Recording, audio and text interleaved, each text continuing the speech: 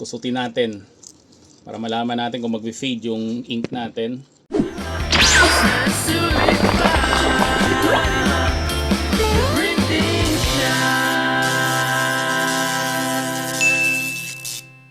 Hello guys, kumusta? So bakasyon na naman at syempre summer na naman. Ba't kaya ang bilis ng panahon, no? Nag-aaral kasi ako, parang tagal-tagal ng summer. Pero nung ako na nagpapaaral, ang bilis-bilis na lang ng summer. At dahil nga guys, summer, syempre bibigyan ko na naman kayo ng idea sa printing business ko ano ba yung mga pwede niyong pagkakitaan ngayong summer, no? So ang ituturo ko sa inyo guys ay yung paggawa ng wristband. Actually guys, dati gumawa na rin naman ako niyan, no? Kasi ang ginamit ko doon ay yung pigment ink. So this time naman guys, lalagyan natin siya ng twist kasi ang gagamitin natin dito is sublimation ink naman. So tulad nga guys, sinabi ko kanina, no, wristband ang isa sa mga patok na negosyo ngayong bakasyon kasi unang-una ginagamit yan kapag ka sa swimming, di ba? Pag swimming mode, nilalagyan ka ng wristband dito pag bigay mo ng ticket. At yung wristband na yan guys ay waterproof yan. So kahit na ilublob mo yun sa tubig, walang magiging problema yan. So ito ba guys yung iba pa mga gamit ng wristband, no? So ginagamit niya sa events, concert, and syempre sa mga festival. So syempre guys, ang ticket nga naman ay madali siyang mawala. So kapag pasok mo sa isang event o festival, binibigyan ka niya ng wristband, no? Para halimbawa lumabas ka, kumain ka,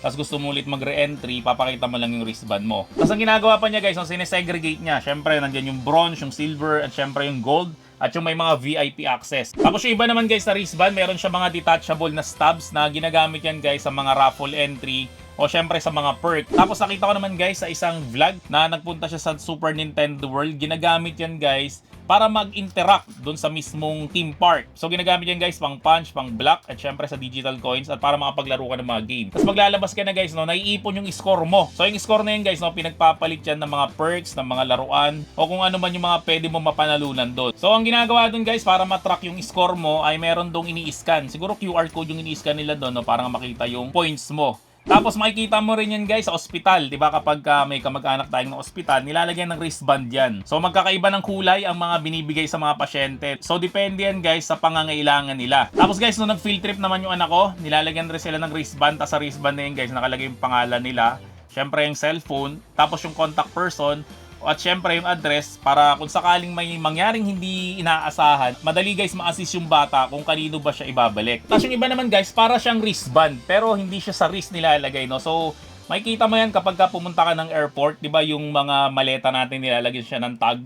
Yung tag na yun guys, ang itsura nun parang wristband rin. So yung gagamitin ko dito guys sa mga machine and syempre mga materials, no? So available sa amin yan. So meron kaming ino-offer na sublimation na business package. So may kasama na yan guys na printer na L121, may kasama na rin yan sublimation ink, sublimation paper, thermal tape, Teflon, and syempre may kasama na rin yan na heat press. So kung gusto mo guys ma-avail yan at makagawa ka rin guys yung gagawin nga natin dito, no? So hanapin mo lang kami sa FB The Printing Shack at sabihin mo lang guys sa napanood itong video na to para bigyan ka ng discount. So ngayon guys, ang gagawin muna natin is magpiprint muna tayo sa ating sublimation paper at syempre ang gagamitin na ulit natin na ink dito is sublimation ink. So guys, ito na yung mga na-print natin. Yan, so pakita ko lang sa inyo. So napansin nyo guys na naka-mirror image siya. So ganyan kasi guys yung ginagawa natin kapag nagpiprint tayo ng sublimation printing, no? Kailangan naka-mirror siya.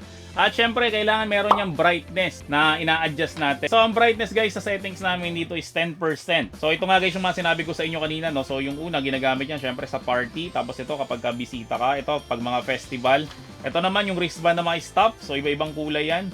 Ito yung mga VIP, no? So depende kung gold, bronze, or silver yung iyong binili na ticket. At syempre meron pa yung VIP, yung pinakamahal. Tapos ito ulit staff, then ito viewer, then ito meron rin tayong mga wristband na mga artist. So ito pa guys yung ibang halimbawa natin. Halimbawa sumali ka sa marathon, yan bibigyan ka rin nila ng wristband. Then kapag pumunta ka ng isang event, katulad nga nito guys, no, Tech Expo, so workshop, presenter, yan, so depende kung ano yung role mo doon. Kasi ito guys, kapag pumunta ka ng katulad ng Enchanted Kingdom, di ba, ride all you can doon. So para ma-distinguish kung binili mong ticket is ride all you can o yung magbabayad ka lang ng paisa-isa. So ito, may nakalagay dito, yan o, ride all day. Then meron rin tayo guys, museum pass. So pwede siya sa adult and syempre pwede rin siya sa kids. Then ito naman, beach party, all access. So kapag nagpunta ka sa beach, yan yung nilalagay sa'yo. Ito yung sinabi ko kanina sa inyo, yung unang-una, na kapag pumasok ka sa swimming pool, ito nakalagay. So may nakalagay na day pass. Tapos meron rin yan guys nakalagay, syempre sa night pass naman. Then ito, VIP pool access. Yan, para nga ma-distinguish kung doon ka lang ba sa ordinary pool o doon ka sa VIP pool. Tapos ito, swim club member. Yan, kapag ka-member ka nila, syempre may wristband ka rin. Ito, mga VIP pass rin to. Ito, backstage pass. Diba? Kasi iba yung ordinary na ticket lang. Iba rin yung may backstage pass ka. Ito, VIP Concert Lounge. Tapos, Alumni Reunion. Tech Summit Speaker. Ito, Premier Pass. Ito, Zoo Member. Alam ko sa Manila Zoo, meron silang ganito eh. Di ko lang sure. Kasi sa Avilon, tatak lang eh. School Pass, Kindergarten. Tapos ito, School Pass Grade 1. No? So, depende. Grade 2. Ito, Grade 3, Grade 4. Grade 5, sinabi ko sa inyo kanino. Lalagyan mo dito yung pangalan, tapos syempre yung emergency contact number. Halimbawa, may nangyaring hindi maganda, nawala yung bata. So, madali siyang makikilala ng mga makakakita sa kanya. Then meron rin dito guys na science fair participant. Sa kasal, then ito naman, wedding rin to. Ito, VIP pass ulit. So sa mga events guys, nakatulad nito, yan. So pwede mo guys dyan ilagay yung table number kung saan ka uupo. Tapos ito ay Rock the Park Festival. Yan. So sa mga events rin yan. Tapos ito is art fair. Ito may date dito kung kailan siya. No? Kasi baka malito yung stop. Di ba kasi, syempre may wristband ka nga. Tapos kahapon pa naman yung wristband mo. So hindi ka rin makakapasok. So yan, pwede nyo lagyan guys ng date dito. So ito guys ulit yung mga ipipress natin dun sa atin na sublimation na wristband. Yan, so ang dami nito. So ito guys yung mga kailangan pa natin. No? So syempre kailangan natin ng medida. Syempre para masukat nga natin yung mga wristband. Then ito, yung walang kamatayang gunting. Tapos ito yung pinaka wristband natin. Yan, ribbon na sublimation. Tapos ito yung ginamit natin na nakaraan kung naalala nyo. Yung hot wire. Syempre, kailangan rin natin ng thermal tape. Syempre, kailangan rin natin ito guys, itong butcher paper. And ito guys, no, siguro yung iba ngayon lang makakita nito. Pero ito guys, yung lock ng wristband. Okay, kasi dati ang ginamit natin ay sticker. So ngayon, hindi tayo gagamit ng sticker. Gagamit tayo guys ng ribbon talaga. Tapos syempre, para mag-lock siya, kailangan natin ito. So ang sukat na gagamitin ko guys is 11 inches. No? Kasi nung sinukat ko siya sa braso ko, yan. So ang 11 inches, may sobra pa siya dito. So bakit siya guys may sobra? Maya-maya makikita nyo. So meron siyang dalawang side guys. Itong side na to is makinis. Yung likod niya naman guys is rough. So ang gagawin natin guys, no, ito itataob natin to. Yung side na makinis siya ay nasa ilalim. So syempre, sukatin natin yung 11 inches. So ganyan siya. Tapos, wag nyo siya guys guguntingin. Okay, kasi kapag ginunting nyo siya, ganito mangyari. Halimbawa, ito guguntingin ko to. Yan, so pag ginunting nyo siya guys, ganyan yung mangyari. Oh. No, natatastas lang siya. So, ang ginagamit dyan, itong hot wire. Ito guys, pwede siyang i-power ng power bank. Yung maliit na wire na yan, sobrang init niyan. Pwedeng maputol daliri mo dyan sa init niyan. Kaya wag mo siyang hahawakan.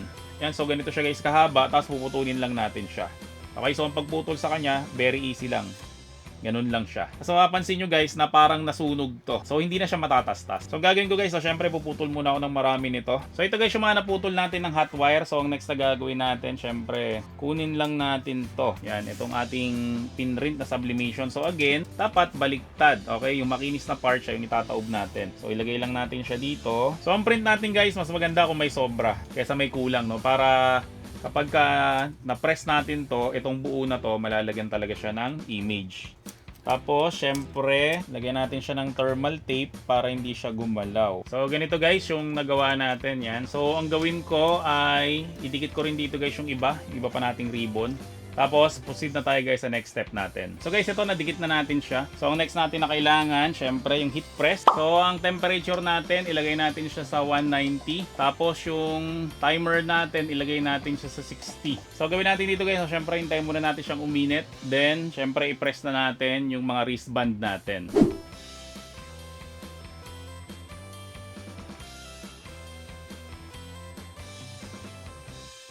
So guys, ito na-reach na natin yung 190 degrees. So, ang next na gagawin natin ay kailangan na natin itong butcher paper. So, ipalaman na lang natin siya dito kasi kasya naman siya. Yan. So, again, ginagamit ang butcher paper para hindi humawa-hawa yung ating sublimation ink. So, syempre, gawin na natin, i-press na natin siya for 60 seconds. So, baka nagtataka kayo bakit hindi na ako naglalagay ng Teflon sa ibabaw kasi meron na yung built-in na Teflon na yun, no? Naka-clip. Teflon yan. Tapos may Teflon rin niya sa baba. Yan. So, nakaisa na tayo. So, ilagay muna natin siya dito. Then, kuha ulit tayo ng butcher paper. Siyempre, lagay natin yung next. Then, siyempre, press natin ulit for 60 seconds. So, gawin lang natin to guys, no? Hanggang matapos natin yung iba pa. So, ito guys, tapos na natin siyang i-press. So, pakita ko sa inyo guys yung mga nangyari. So, ito yung sinasabi ko sa inyo. Kaya kailangan natin ng butcher paper. Para yung ink guys, nasusobra, dito siya hahawa sa butcher paper. Tapos, kailangan nyo to talagang palitan. Every press, humawa yung ink dito. Kesa guys, sumawa siya sa damit o sa ibang tela, mas maganda sa butcher paper na lang. Siyempre, mas mahal yun. Ang butcher paper, mura lang to. So, yung ibang mga materials na ginamit ko dito, katulad itong butcher paper, di kami nagbebenta nito. Pero kung gusto mo malaman kung saan to nabibili, so, check mo lang yung link sa description section ng video na to.